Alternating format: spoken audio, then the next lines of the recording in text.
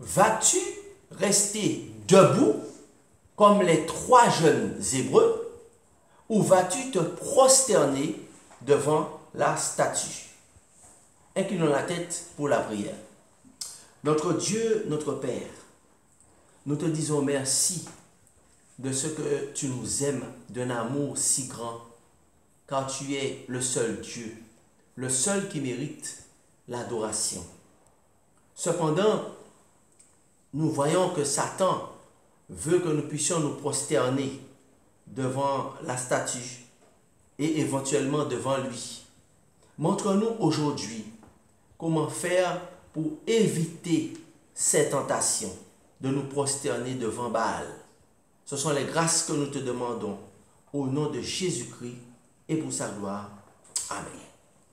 Vas-tu rester debout ou vas-tu te prosterner devant la statue? Eh bien, c'est une question fondamentale, une question vitale à laquelle tout être humain doit répondre. Eh bien, nous voyons que l'histoire nous est rapportée dans le livre du prophète Daniel, dans la Bible, au chapitre 3, comment Satan a tout fait pour faire des jeunes enfants de Dieu se prosterner devant Baal. Eh bien, comment résister aux tentations de Satan de nous faire fléchir les genoux devant Baal? Nous voyons de Daniel chapitre 3 au verset 1er, le roi Nebuchadnezzar fit une statue d'or, haute de 60 coudées et large de 6 coudées. Il la dressa dans la vallée de Dura, dans la province de Babylone.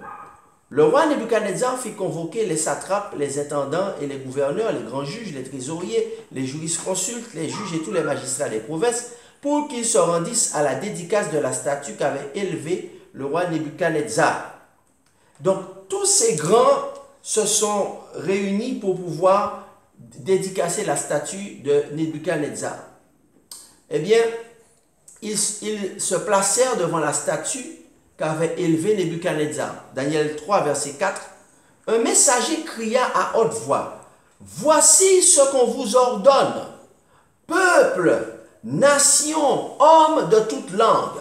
Au moment où vous entendrez le son de la trompette, du chalumeau, de la guitare, du sambuc, de la sambuc, du psalterion, de la cornemuse et de toutes sortes d'instruments de musique, vous vous prosternerez et vous adorerez la statue d'or qu'a élevée le roi Nebuchadnezzar. Quiconque ne se prosternera pas et n'adorera pas sera jeté à l'instant même au milieu d'une fournaise ardente. Quelle situation compliquée! Quelle situation gravissime, critique, anxiogène pour toutes ces nations et tous ces peuples. Et particulièrement pour des enfants de Dieu, pour 3 jeunes Hébreux qui étaient à Babylone à ce moment-là et qui se sont retrouvés tentés par Satan de fléchir les genoux devant Baal. Eh bien, comment faire pour résister à cette tentation de Satan? Voilà une question qui nous paraît essentielle et qui peut être même compliquée pour certains, parce que là, on voyait qu'il ne s'agissait pas d'une menace légère ou d'une menace à prendre à la légère, puisqu'il s'agissait même de la vie même des citoyens de Babylone qui étaient en danger s'ils refusaient d'adorer cette statue que le roi avait placée pour que toutes les nations l'adorent. Alors, comment faire pour résister à cette tentation de Satan, pour de nous faire fléchir les genoux devant Baal? Comment? Eh bien, pour rester debout devant la statue, nous devons garder les yeux fixés sur Dieu, quel que soit ce qui nous arrive ou quel que soit ce qui nous arrivera. Comment faire pour rester debout devant la statue? Nous devons garder les yeux fixés sur Dieu, quel que soit ce qui arrive ou quel que soit ce qui nous arrivera. Car, en effet, Jésus a déclaré dans sa parole, dans Jean chapitre 14, Jésus-Christ a déclaré au verset 1er que votre cœur ne se trouble point. Je dis amen à cela. Croyez en Dieu, dit Jésus, et croyez en moi. Jésus a déclaré que votre cœur ne se trouble point. N'est-ce pas? Croyez en Dieu et croyez en moi, dit Jésus. Et je dis gloire à Dieu pour cela. Satan envoie des fléaux sur la terre, des mauvaises nouvelles, dans le seul but que notre cœur soit troublé, afin que nous puissions fléchir les genoux devant la statue pour les avantages de la terre. Satan envoie des fléaux, envoie des nouvelles peu réjouissantes dans un seul objectif, pour pouvoir contraindre les habitants de la terre à se prosterner devant la statue pour les avantages de la terre. Mais Jésus te dit maintenant, n'aie pas peur, n'aie pas peur, n'ayez pas peur, que votre cœur ne se trouble point. Et je dis alléluia, il faut croire en Dieu et en Jésus-Christ. Que signifie croire? Croire signifie avoir avoir confiance, une confiance totale en Dieu. Avoir une relation personnelle et intime avec Dieu afin de le connaître et d'avoir cette confiance totale en Dieu. Et je dis gloire à Dieu pour cela. Lorsque le roi a demandé à tous de se prosterner, tous ont obéi. Tous ont obéi. Mais parmi la foule, il y avait un reste. Parmi la foule, il y avait un reste. Et ce reste consistait en 3 jeunes qui ont dit non. 3 jeunes ont dit non. Nous n'allons pas fléchir les genoux, quelle que soit la sentence qui allait être terrible, mais ce petit groupe n'a pas fléchi les genoux. Alors, lisons cela dans le livre de Daniel, au chapitre 3 et au verset 7. Eh bien, verset 6, quiconque ne se prosternera pas et n'adorera pas, dit le messager, sera jeté à l'instant même au milieu d'un four ardent. Verset 7. C'est pourquoi, au moment où tous les peuples entendirent le son de la trompette, du chalumeau, de la guitare, de la sambuc, du psalterion et de toutes sortes d'instruments de musique, tous les peuples, les nations, les hommes de toutes langues se prosternèrent et adorèrent la statue d'or qu'avait élevée le roi Nebuchadnezzar.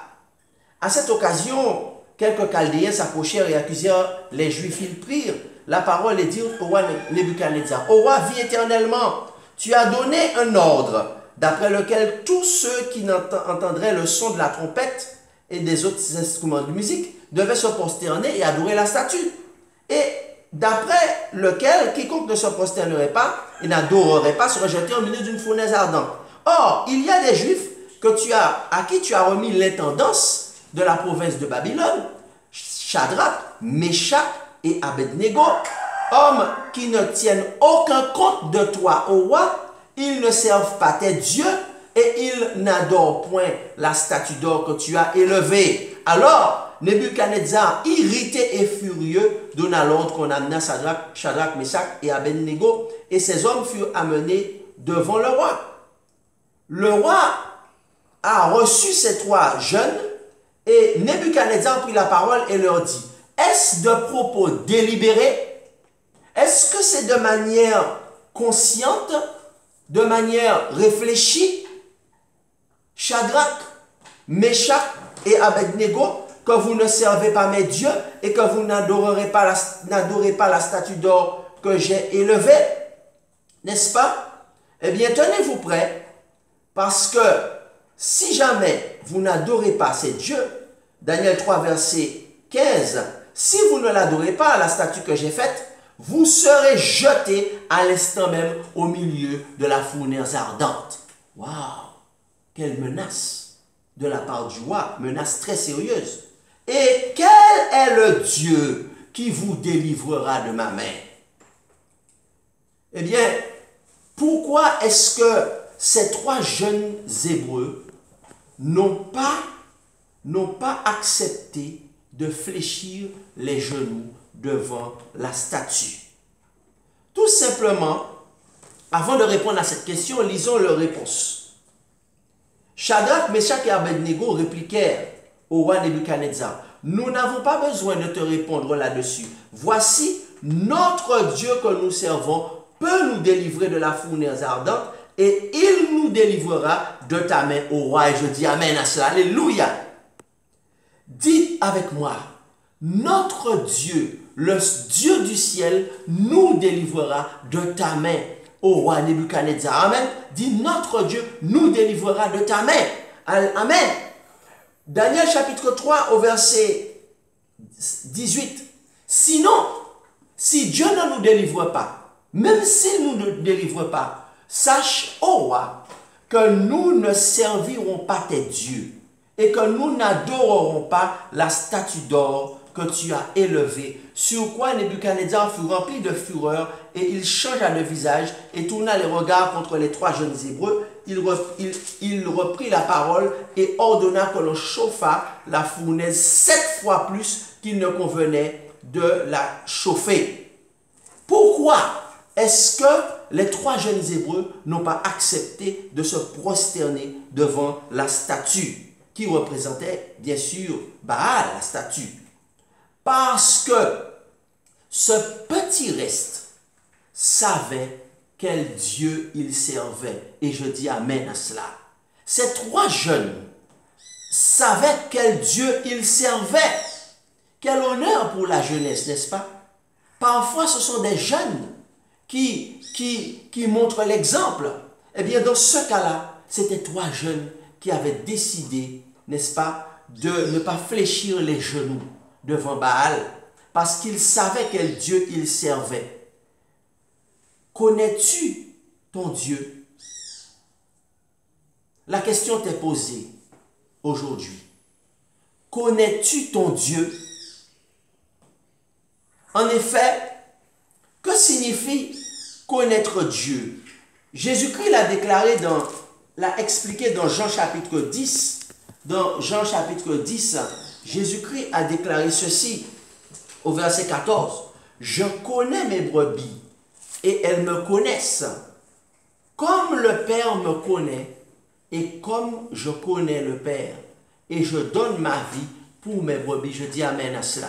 Jésus-Christ a déclaré, je connais mes brebis et elles me connaissent, comme le Père me connaît et comme je connais le Père. Donc, qu'est-ce que cela veut dire? Que les enfants de Dieu le connaissent comme Jésus connaît le Père et comme le Père le connaît. On comprend bien qu'il ne s'agit pas d'une simple connaissance intellectuelle. Il ne s'agit pas d'une simple foi intellectuelle qui ne sauve pas, qui ne nous délivre pas et qui ne fait pas de miracle. Mais il s'agit d'une foi intime et personnelle, de la vraie foi, la foi de Jésus, où il s'agit d'une relation intime et profonde avec Dieu. Donc que signifie connaître Dieu? Les trois jeunes Hébreux connaissaient leur Dieu. Qu'est-ce que cela signifie? Ça veut dire qu'ils avaient une relation intime et personnelle avec le vrai Dieu. Et lorsque tu connais Dieu. Ça veut dire que tu as une relation intime avec lui. Par la prière, par la méditation des saintes Écritures, eh bien, lorsque tu as cette relation régulière, quotidienne, jour après jour avec lui, eh bien, cette connaissance que tu as de Dieu va t'aider à rester debout devant les décisions d'un groupe de personnes conduites par Satan. En effet, cette connaissance de Dieu va t'aider à rester debout devant ce roi qui voulait que tous adorent la statue. En effet, ces jeunes Hébreux, qui dirigeait ce roi? Qui dirigeait ce roi? Eh bien, c'est Satan. N'est-ce pas? Puisque la Bible dit, tu ne te prosterneras pas devant elle, et tu n'auras pas d'autre Dieu devant ma face. Alors, où trouvons-nous cela? Nous trouvons cela dans Exode chapitre 20. Exode, le deuxième livre de l'Ancien Testament. En Exode, le livre qui donne les 10 paroles, le décalogue ou les 10 commandements. Exode chapitre 20, et nous lisons à partir du verset 3. Tu n'auras pas d'autre Dieu, dit l'Éternel, le vrai Dieu. Tu n'auras pas d'autre Dieu devant ma face. N'est-ce pas? Tu ne te feras point d'image taillée, ni de représentation quelconque des choses qui sont en haut dans les cieux, qui sont en bas sur la terre, et qui sont dans les eaux plus bas que la terre. Tu ne te prosterneras point devant elles, et tu ne les serviras point. Car moi, dit l'Éternel, je suis un Dieu jaloux, qui punit l'iniquité des parents sur les enfants, jusqu'à la 3e et la 4e génération de ceux qui me haïssent, et qui fait miséricorde jusqu'en 1000 générations à ceux qui m'aiment et qui gardent mes commandements. Et je dis amen à cela, n'est-ce pas? Donc, ainsi, n'est-ce pas? C'est le commandement de Dieu, n'est-ce pas? Qui dit que tu n'auras pas d'autre Dieu devant ma face, n'est-ce pas? C'est le deuxième commandement. Le deuxième commandement, tu n'auras pas d'autre Dieu devant ma face et ne te feras point d'image taillée, n'est-ce pas? Donc, par conséquent, lorsqu'une décision a été prise qui te demande de te prosterner ou d'obéir sous des menaces sans ton accord, la première chose à faire, ce n'est pas d'accepter sans demander à ton roi Jésus-Christ si c'est ta volonté, n'est-ce pas? Si c'est sa volonté. Car c'est seulement Jésus qui nous aime et qui a donné sa vie à la croix pour nous, qui peut nous demander de faire des choses qui sont parfois difficiles à comprendre. Comme il l'a fait avec Abraham, en lui demandant de donner son fils. C'est seulement Jésus qui nous aime, qui peut nous demander des choses très difficiles à faire. Pourquoi? C'est seulement lui. Parce que nous venons de lire que tu n'auras pas d'autre Dieu devant ta face. Puisqu'il est Emmanuel, ça veut dire Dieu avec nous. Puisqu'il est Dieu, Emmanuel avait dit l'ange, ce qui signifie Dieu avec nous, l'ange Gabriel. Il avait dit que l'enfant c'est Emmanuel, Dieu avec nous. Donc par conséquent, puisque Jésus est Dieu, donc et qu'il a donné sa vie pour nous, il est mort à la croix pour nous, il a prouvé son amour pour nous. Non seulement il est le Créateur, mais en plus il est celui qui nous a rachetés par la mort terrible sur la croix. C'est lui seul qui a le droit de nous demander des choses extrêmement difficiles à comprendre, parce qu'il nous aime et nous n'avons aucun doute là-dessus. Et parce qu'il est Dieu. Donc par conséquent, ne te prosterne pas devant cette statue, car toute décision qui ne vient pas du Saint-Esprit est une statue. décision qui ne vient pas du Saint-Esprit est une statue. Fais comme les 3 jeunes Hébreux qui sont restés debout. Même si la sentence était dure, car ils avaient compris qu'ils étaient dans un pays étranger. Donc, toute décision qui ne vient pas du Saint-Esprit est une statue. Où est-ce que c'est marqué? Où c'est marqué dans la Bible, ça? Alors, nous lisons cela dans Galates, dans l'Évangile, selon Galates, n'est-ce pas? Galates, au chapitre 5, et nous lisons au verset 16.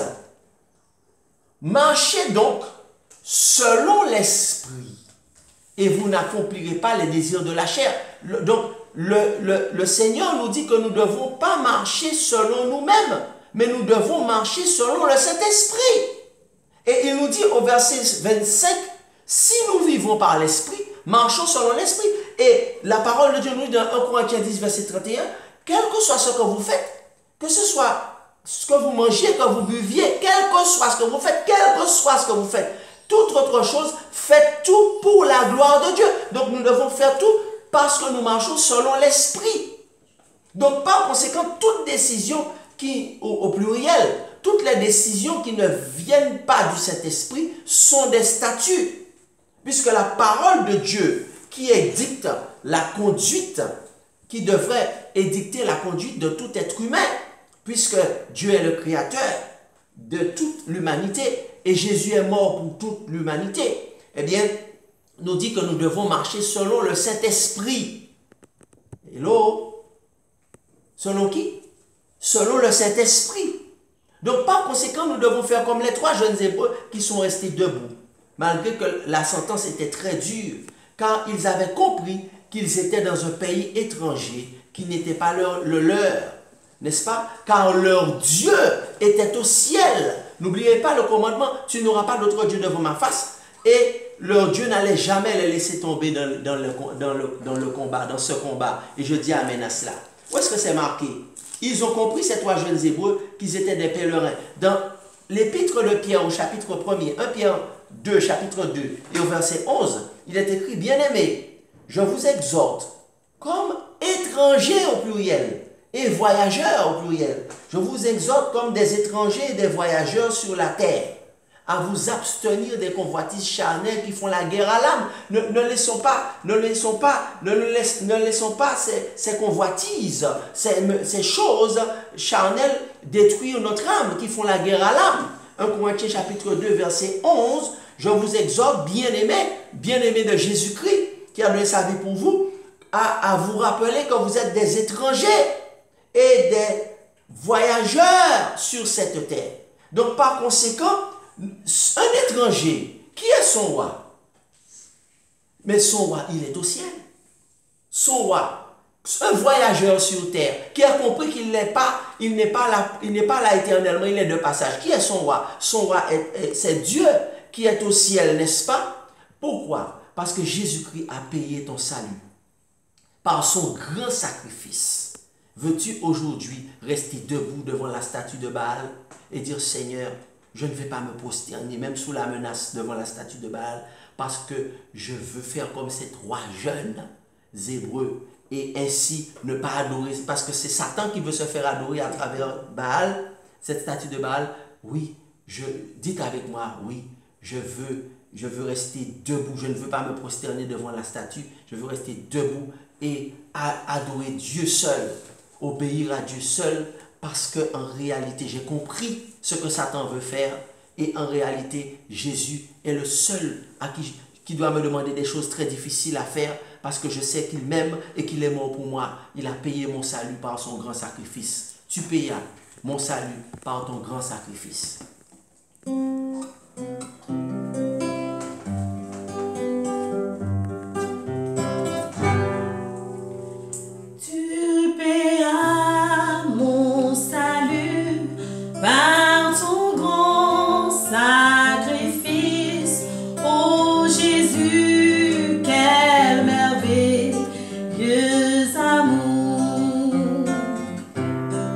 Désormais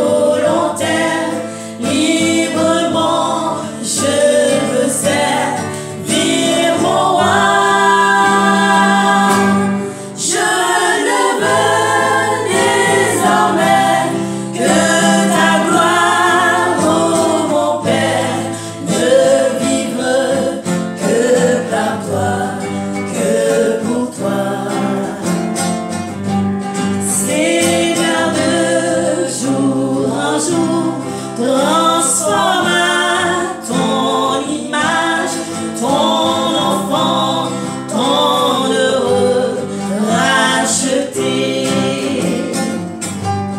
Devant moi n'est qu'un but jusqu'au bout du voyage, connaître et faire ta volonté. Je viens à ton autel, offrande volontaire, librement je veux servir mon roi. Je ne veux désormais que ta gloire, ô mon Père, ne vivre que par toi, que pour toi. Ton nom seul, ô Jésus, sera ma délivrance, et tes liens sont pour moi les meilleurs. Bientôt je te verrai, glorieuse espérance, au travers des combats, des douleurs. Je viens à ton autel, offrande volontaire, librement je veux servir mon roi. Je ne veux désormais que ta gloire, ô mon Père, ne vivre que par toi, que pour toi. Je viens à ton autel, offrande volontaire, librement je veux servir mon roi.